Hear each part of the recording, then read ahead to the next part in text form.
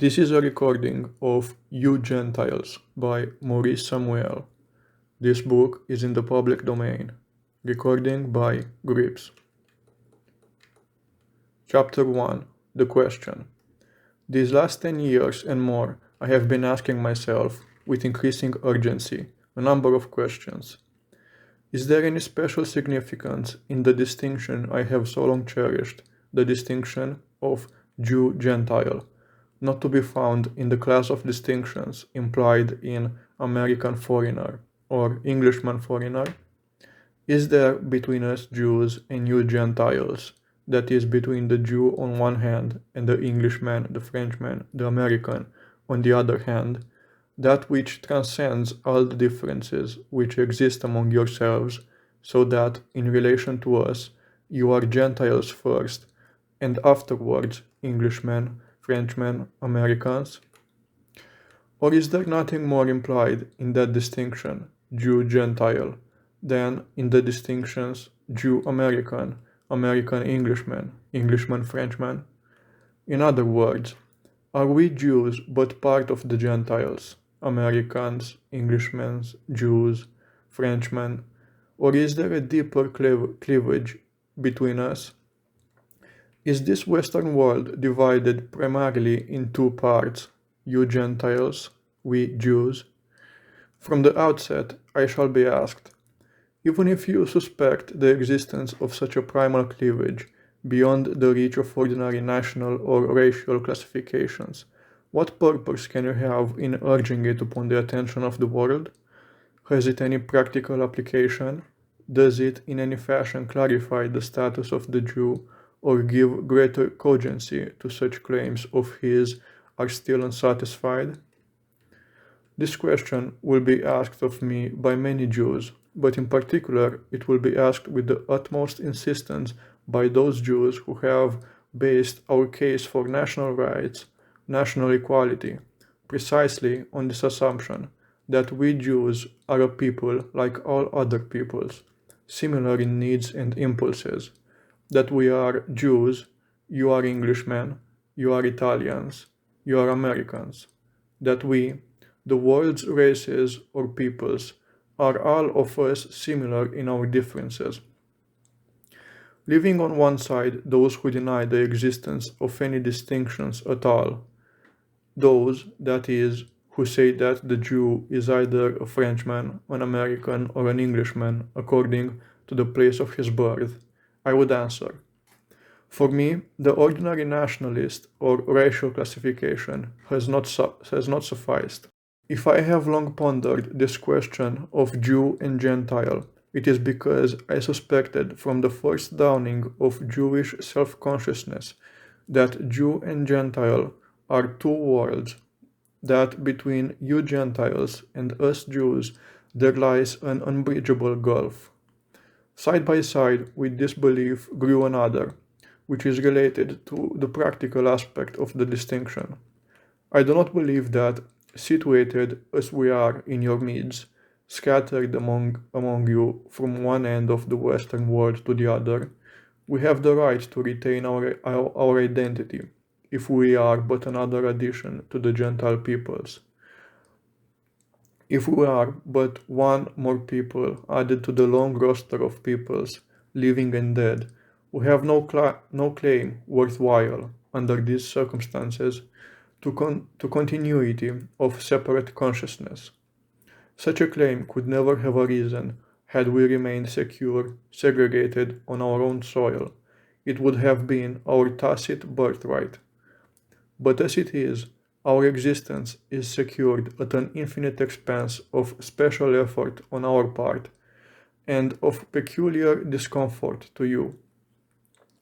Wherever the Jew is found, he is a problem, a source of unhappiness to himself and to those around him. Ever since he has been scattered in your midst, he has had to maintain a continuous struggle for the conservation of his identity. Is it worthwhile, in the face of this double burden, our own and yours, to perpetuate what may be, after all, an addition of one unit to scores of similar units? Were these centuries of alternate torture and respite, not a disproportionately high price for the right to increase by one page the already overburdened records of the nations? Were it my belief, as it is, at least in expression, the belief of my fellow Jews that our right to exist is founded on our similarity to other peoples, that where American or Belgian or Italian has a right to homeland, culture, history, parliament, we Jews have the same right for the same reasons and for no other reasons. Were this my belief, I could not find the heart to continue the struggle or to urge the struggle upon others. The effort is too severe, the price is too high, the guardian is insignificant. We were like other peoples. We ought to have done what other peoples, under similar circumstances, would do. A people driven from its homeland, a people ground into dust and carried by winds of misfortune into every corner of the world, has no right to inflict its woes and longings on others. It should cease to exist. It should rid the world of its importunate presence. Such would be my belief if I saw in ourselves only the replica, with the proper variations, of the rest of the world. But this is not my belief, for I see otherwise.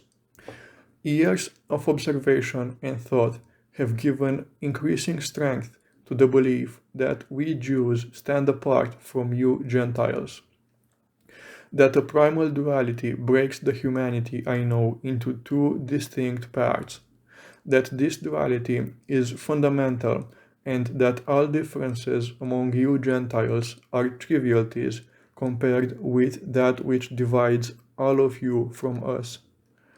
I am aware that this is a thesis which cannot be supported by diagrams, tables, and logarithms. I cannot even be urged with the apparent half compulsion of social and economic laws. The cogency of what I have to say does not depend on reference to obvious and ineluctable laws, natural processes acknowledged and accepted. I am also aware that the weight of what is called learned opinion will be thrown against me, that my contention will meet with the ridicule of facile common sense and scholarship. Nevertheless, I set it down clearly that in this Western world there are essentially two peoples as spiritual forces, only two human sections with essential meaning, Jew and Gentile. But at least, what credentials have I to offer, since the presentation of credentials must always precede the presentation of the thesis? What claim have I on the attention of the world? I can only answer that this book, being a serious book, must carry its own credentials, and does not attempt to borrow importance from outside sources. I offer myself only as a Jew who has lived, observed, and thought. My experiences and contacts have been somewhat more varied than those of most men, but this has little to do with my views. The truth which is spread over the whole world is also contained in any part of it. The laws of gravitation are implied as completely in the falling of a pebble to earth as in the rush of the sun against the counter-rush of its companion stars. The law of Einstein works no less truly in the crawling of a snail than in the dizzy vibration of the fastest atomic subunit. These laws are more easily observed in the one set of cases than in the other. That is all. If I have touched the truth, it has been primarily through contact with life, and I have regarded books as but a class of living things to be observed and interpreted and placed in their setting. Life itself, observation of men and women, singly and in masses, a knowledge of their works, a feeling for their desires, a perception for their intent in cities, laws, theaters, games, wars, All this has brought me to the conception I shall set forth. All scholarship, particularly that scholarship which deals with the manifestations of a man's desires and fears, consists of unauthoritative marginal notes, which are of interest chiefly as giving us some insight into the nature of those who jotted them down. It does no harm to know the history that is in books, but the only authentic history is around us. It is made daily in newspapers, theaters, meetings, election campaigns. And is it less valuable to know what the waiter said at the Simplicissimus cabaret in Vienna when I was there 3 years ago than to know what Terence reports a slave to have said in Rome when he was there 2000 years ago? What if my neighbor, the professor, reads Greek rather less fluently than did a certain thick-witted Athenian citizen who lived in the time of Pericles, and by no means as well as I read English? Is that proof of wisdom or understanding? And supposing my neighbor on the other side, the famous professor of history, knows rather less about the Peloponnesian War than the intelligent college student knows about the World War. Is that professor therefore wiser than most men? Is his opinion on life more valuable? And supposing another scholar purports to tell us what the ancient Egyptians believed, and from his account of this dead religion pretends to teach the secrets of faith, can he tell me what John Doe or Isaac Levi believes? Does John Doe believe that Christ rose from the dead? Really believe that, as plain truth, as he would believe it if his mother, whom he buried 5 years ago, should suddenly come walking into his house, rotted away and clad in her tattered cerements? Believe it as simply and as terribly? And does Isaac Levi believe that the waters of the Red Sea were divided, as he would believe it if one day, below the Williamsburg Bridge, he were to see the waters split, rear, and fall again? And if neither no, and if neither John Doe nor Isaac Levi believes as cogently as this, then what do they really believe, if they believe anything at all? And if the professor cannot answer these questions, what does he mean when he says that the Egyptians believed that Osiris rose from the dead? And what do and what do his reports matter? There is no test or guarantee of a man's wisdom or of his reliability beyond what he says about life itself. Life is the touchstone. Books must be read and understood in order that we may compare our experience in life with the sincere report of the experience of others. But such and such a one, who has read all the books extant on history and art, is of no consequence unless these are to him an indirect commentary on what he feels around him. Hence, if I have drawn chiefly on experience and contemplation and little on books, which others will discover without my admission, this does not affect my competency, which must be judged by standards infinitely more difficult of application. Life is not so simple that you can test a man's nearness to truth by giving him a college examination. Such examinations are mere games, they have no relation to reality. You may desire some such easy standard by which you can judge whether or not a man is reliable. Does he know much history, much biology, much psychology? If not, he is not worth listening to. But it is part of the frivolity of our outlook to reduce life to a set of rules, and thus save ourselves the agony of constant reference to first principles. No, standardized knowledge is no guarantee of truth. Put down a simple question, a living question like this: should A have killed B? Ask it of 10 fools. 5 will say yes, 5 will say no. Ask it of 10 intelligent men. 5 will say yes, 5 will say no. Ask it of 10 scholars. 5 will say yes, 5 will say no. The fools will have no reasons for their decision. The intelligent man will have a few reasons for and as many against. The scholars will have more reasons for and against. But where does the truth lie? What then shall be the criterion of a man's reliability? There is none. You cannot evade your responsibility, thus by entrusting your salvation into the hands of a priest specialist. A simpleton may bring you salvation, and a great philosopher may confound you. And so to life direct, as I have seen it working in others and felt it within myself, I refer the truth of what I say. And to books I refer only insofar as they are manifestations of life. But another question, more subtle and disturbing, must be faced. I have said, there are two life forces in the world I know, Jewish and Gentile, ours and yours.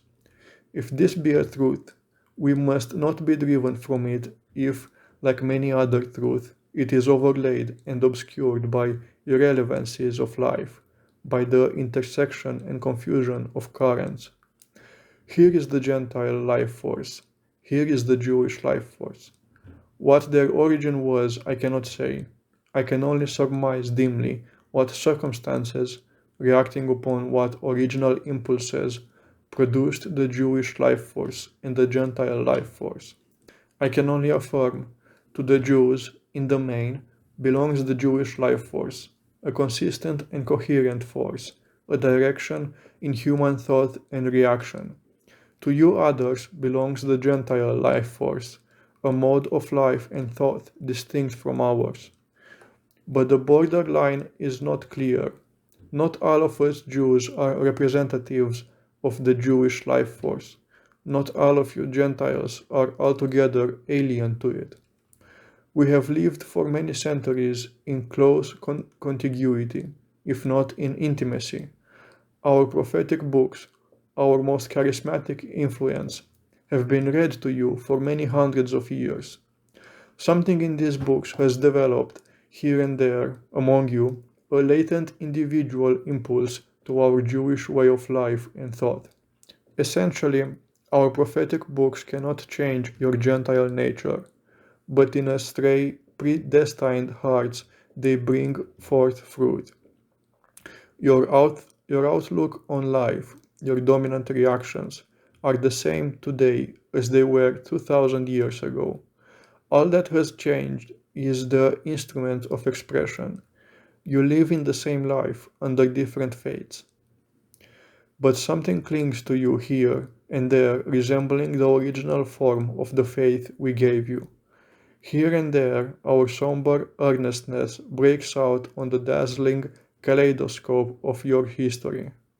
And we, for all our segregation, have caught, particularly of late, something of your way of life. As a few Gentiles have spoken in Jewish tones, so more than one Jew speaks the language of the Gentile. Jews live in a Gentile life here and there, while Gentile lives give expression to Jewish emotions. Yet the cleavage is there, abysmal and undeniable. In the main, we are forever distinct. Ours is one life, yours is another. Such accidental confusions as make some Northerners darker than Southerners does not affect the law that the Southerner is darker skinned. The law holds nonetheless for accidental and contradictory cases. You may even have Jews in your midst who did not learn their way of life from us, and did not inherit it from a Jewish forebear. We may have authentic Gentiles in our midst.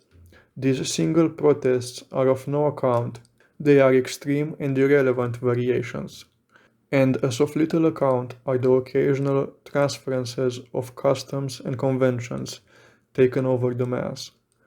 We may have customs and conventions of yours imposed on our fundamental way of life, even as you have surface credo of a Jewish faith imposed on your way of life. But in the end, your true nature works itself into the pattern of the borrowed faith and expresses itself undeniably. So we, borrowing from you, finally assimilate the loan and in time make it essentially ours. Beyond all these irrelevancies, which hide at times but do not change the issue, lies that clear and faithful division of life, Jewish and Gentile. Because I have mingled intimately with the Jewish world and with the Gentile world, I know well how easily exceptions obscure the rule, but I know just as well the unsounded abyss between us. What I have learned in your midst stands in my mind sharply severed from what I have learned in the midst of my people. I listen to your life, to the brilliant chorus which goes up from lands, governments, cities, books, churches, moralities, and in my mind I can no more confuse it with the tone of Jewish life than I could confuse the roaring of a tempest with the deliberate utterance of the still, small voice. I repeat, it is of life I speak, of masses of men and women, of the things they say and do, of their daily selves, as I have known them. It is of life at first hand that I speak, of yourselves as you are in masses, and singly, of my own people as I know them. My conviction came first from this contact and from meditation on its meaning. I learned this belief of mine not in books, not in history, but in Manchester, Paris, Berlin, Vienna, New York. So Gentiles, I concluded, have a way of living and thinking wherever they may be. So Jews have a way of living and thinking. Had no books ever been written, were there no histories to refer to, I would have come to this belief. I do not believe that this primal difference between Gentile and Jew is reconcilable. You and we may come to an understanding, never to reconciliation. There will be irritation between us as long as we are in intimate contact. For nature and constitution and vision divide us from all of you forever, not a mere conviction, not a mere language, not a mere difference of national or religious allegiance. With the best of will on both sides, successful adaptation to each other will always be insecure and transient. Waves of liberality may affect our mutual relationship from time to time. We shall delude ourselves, you and we, with the beliefs that we may have bridged the gulf. Many will pass their lives in that delusion. But, as has come to pass so often, the difference which is deeper than will, deeper than consciousness, will assert itself. There is a limit to our moral or mental possibilities. We cannot climb out of ourselves. The complete and permanent reconciliation of your way of life with ours is beyond that limit. Of course, it is the frequent theme of editors, of popular professional optimists, and of gullible and facile publicists that the path of reconciliation between Jew and Gentile is the path of knowledge, or rather, of information. The more you know concerning our history, our customs, our beliefs, the nearer you will find us to you, the less you will dislike us. But this is futile amiability. It is by no means even a general rule that the best informed people are the least accessible to anti-Semitism, that the most backward countries are the most infected. Here is a cult, or at least a feeling, which sits with equal grace on the grossest of your peasantry and the most refined of your aristocracy. In the one case, it is fortified by superstition, in the other case, by all the information that the scientific, quote-unquote, research into philosophy, history, ethnography, and anthropology can accumulate. Not that, in my opinion, the aristocrat knows us better than the peasant, the scholar better than the boor. But even if you should understand us, and I offer you this toward that end, we would not find mutual tolerance any easier. This book, therefore, cannot be presented as an effort to achieve an end which from the outset is declared impossible. I do not propose to combat anti-Semitism. I only wish to present what seems to me is the true explanation in the hope of changing some of its manifestations. We shall not come to understand the nature of the primal difference between Gentile and Jew if we attempt to treat it merely as a difference in accepted dogmas and philosophies. A religion, in its formulated essence, is seldom the real religion, the practice and belief. Creeds, which in their formulated essence are alien to a people, may be accepted by the people, but the true nature of the people asserts itself. The form and dogma of religion are retained, but the fabric, the institutions, the true reactions which make the religion what it is outside of its sacred books, these are the indices to its actual force and significance. There is such a thing as conversion of a man's opinions. There is no such thing as conversion of a man's nature. That is beyond the reach of conscious effort, certainly beyond the reach of the missionary. Change a man's opinions, and his nature will soon learn to express itself through the new medium. This I preface to my observation on the difference between Jew and Gentile, because I anticipate the commonplace allusion to the similarity of our creeds, to the identity of source and the origin of the founder of your religion. Christianity is not a variant of Judaism, whatever Christ or his chronicles may have intended.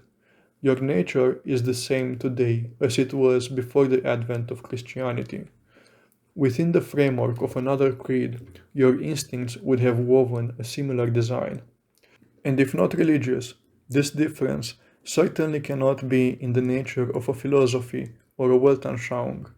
It is true that a man's nature dictates his philosophy and Weltanschauung, even as it does his religion. But we must also remember that our logic is nearly always at variance with our natures.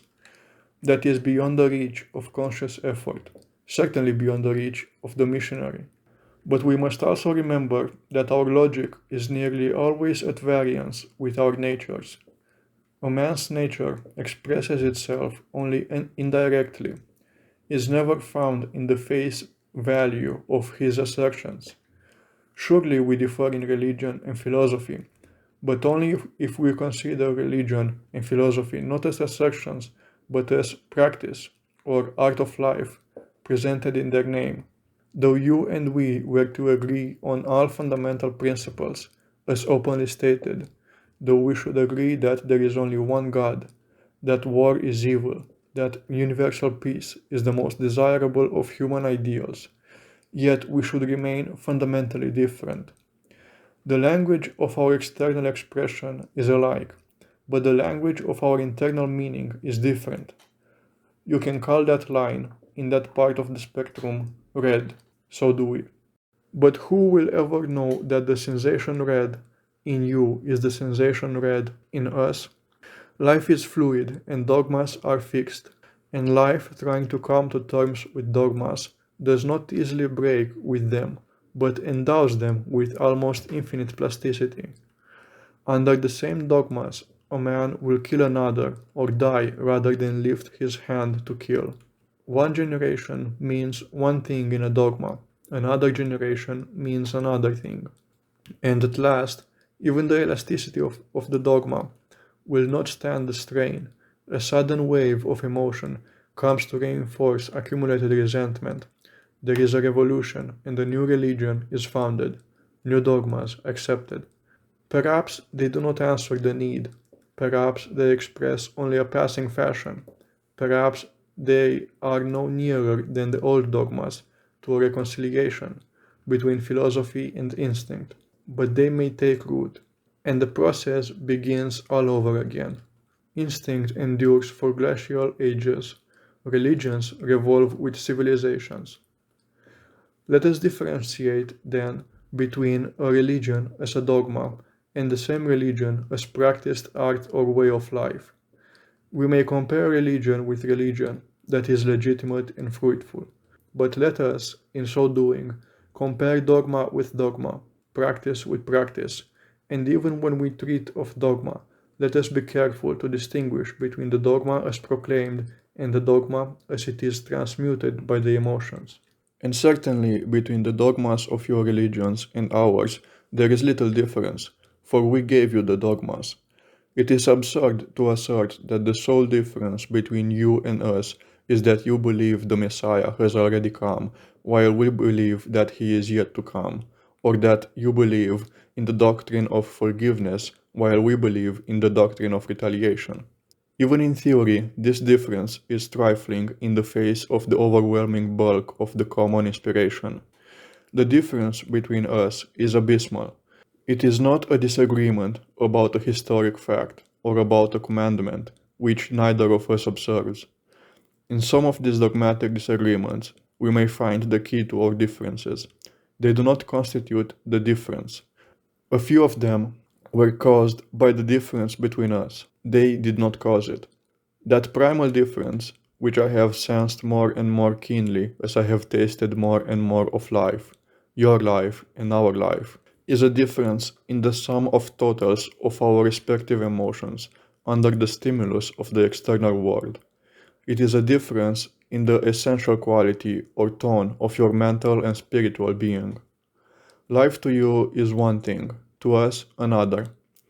And according to these two essential qualities, we make answer to the needs and impulses which are common to both of us. To you, life is a game and a gallant adventure, and all life's enterprises partake of the spirit of the adventurers. To us, life is a serious and sober duty, pointed to a definite and inescapable task. Your relations to God and man spring from the joy and rhythm of the temporary comradeship or enmity of spirit. Our relation to God and man is dictated by a somber subjection to some eternal principle. Your way of life, your moralities and codes, are the rules of a game, nonetheless severe or exacting for that, but not inspired by a sense of fundamental purposefulness. Our way of life, our morality and code, do not refer to temporary rules, which govern a temporary and trivial pastime. They are inspired by a belief in the eternal quality of human endeavor. To you, morality is the right thing. To us, morality is right. For all the changing problems of human relationship which rise with changing circumstances, you lay down the rules and regulations of the warrior, the sportsman, the gentleman. We refer to all problems seriously to eternal law. For you, certain acts are unbecoming to the pertinent ideal type, whether he be a knight or a decent fellow. We have no such changing systems of reference, only one command. And all your moral attributes are only varieties of Queensberry rules: honor, loyalty, purity. These are sets of regulations. The best of you will not swerve from them. You will die in their defense, like the gallant gentleman you are.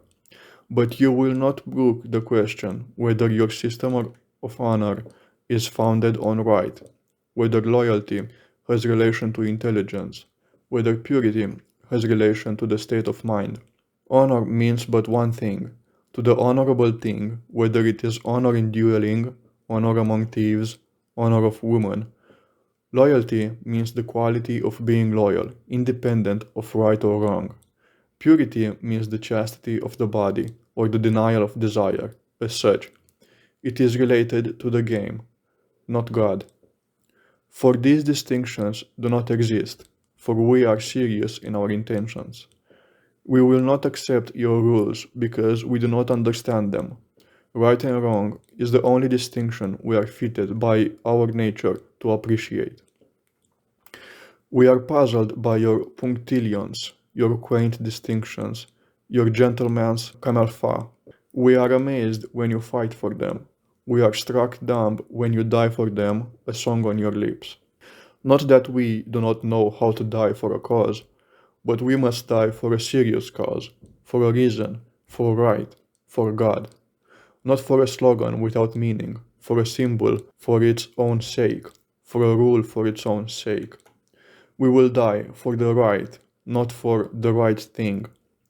This difference in behavior and reaction springs from something much more earnest and significant than a difference in beliefs. It springs from a difference in our biologic equipment. It does not argue the inferiority of one or the other. It is a difference in the taking of life, which cannot be argued. You have your way of life, we ours. In your system of life, we must forever appear graceless. To us, you must forever appear godless. Seen from beyond both of us, there is neither right nor wrong.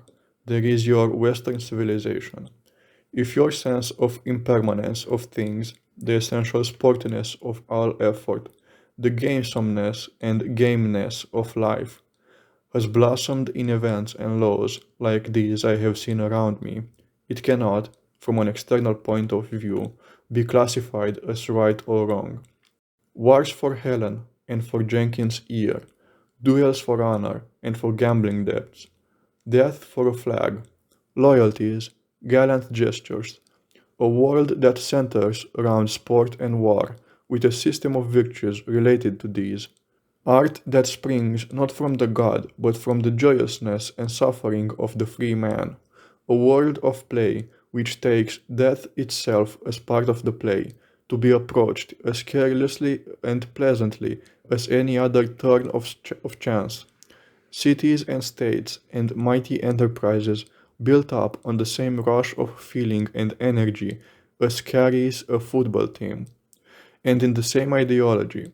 This is the efflorescence of the Western world. It has a magnificent, evanescent beauty. It is a valiant defiance of the gloom of the universe, a warrior's shout into the ghastly void, a futile thing to us, beautiful and boyish. For all its inconsistencies and failures within itself, it has a charm and rhythm which are unknown to us. We could never have built a world like yours. The efflorescence of our life, given free room, is profoundly different. We have none of this joyous gamesomeness. We fight and suffer and die, even as we labor and create, not in sport and not under the rules of sport, but in the feeling and belief that we are part of an eternal process. We cannot have art such as you have, a free and careless lyrical beauty, songs and epics. Our sense of beauty springs from immersion in the universe, from a gloomy desire to see justice done in the name of God. Morality itself we take simply and seriously. We have none of your arbitrary regulation, your fine flourishes and disciplined gallantries. We only know right or wrong. All the rest seems to us childish irrelevance. When God speaks in us, when His overwhelming will drives us to utterance, we are great. Otherwise, we are futile. With you, there cannot be a question of futility. We belong to the one mastering God. You belong to the republic of playful gods. There are two ways of life, each utterly alien to the other. Each has its place in the world, but they cannot flourish in the same soil. They cannot remain in contact without antagonism. Though to life itself, each way is a perfect utterance, to each other they are enemies.